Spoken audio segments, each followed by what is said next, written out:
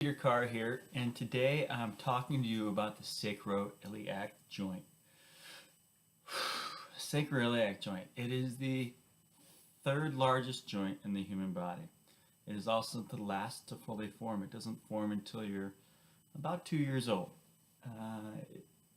It is really shaped by the motions that an infant puts it through. It's also shaped by toddlers. It's also the most asymmetric, typically, of the human joints. So if the hinges, if the person is doing something that modifies the hinges, it will change the shape of the joint directly. And I've seen them almost 90 degrees from one another, so that one will be faced this way and one will be faced this way. And so it moves really well in one direction and it moves really well in another direction, but they don't move together very well. So this is one of the reasons as chiropractors always recommend that you have your kids crawl as long as possible. Um, that's all nice and material, but you're sitting here with back pain and you're wondering how you got it, why you got it, how we're going to make it go away, and how long it's going to take. So those are all questions that I'd like to answer. So what you've got is a problem called the sacroiliac joint. And so the sacrum is a hinge. It's like this. It's a bone that sits at the bottom of your spine. And the ilium is this piece of your pelvis, and it winds out and around, and it forms or I should say, it winds out and around, and it forms the pelvis this way. The hinge of the ilium moves back and forth just like this, and it has a top and bottom part.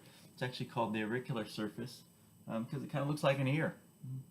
Um, but again, it moves forward and back. 90% of the time that I've seen with patients, the problem is that the hinges move back. They're slumped underneath at their chair, they're slumped down on their desk, and they're saying, my back hurts.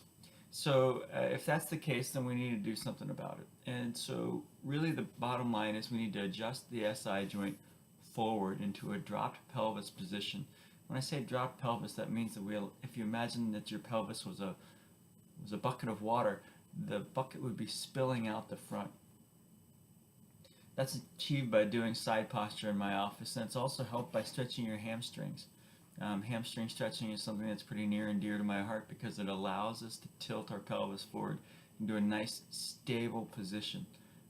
Sitting for hours and hours a day is not the best thing for it, especially in this case for a low-heeled shoe.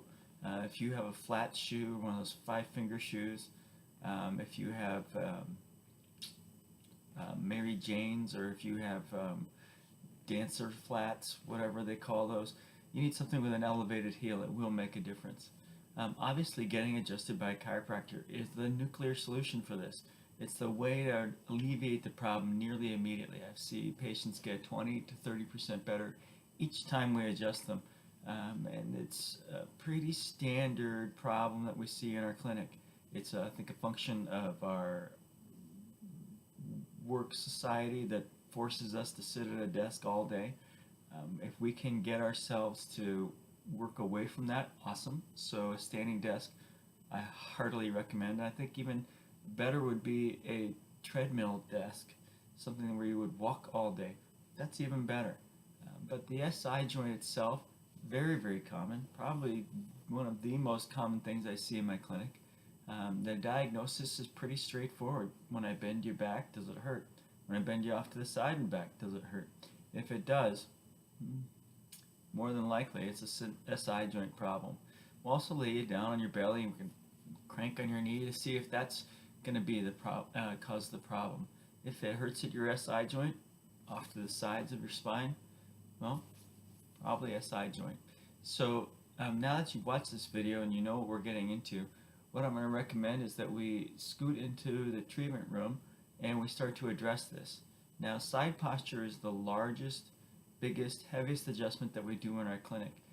It's for the big hinges of the low back and for the pelvis. And so the adjustments are not tiny, they're not small. I don't know how to get around that.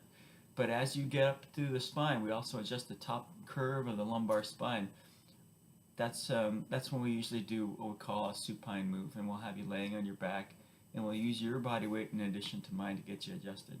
So if you have any questions as we go through this, by all means, please ask before we get you adjusted. I did want to say there's usually pain that goes down the leg and doesn't go past the knee. There's a lot of things I want to talk about on here. But if you have any questions, don't hesitate to ask. That's what we're here for, and we'll look forward to getting you fixed as soon as possible. Thank you.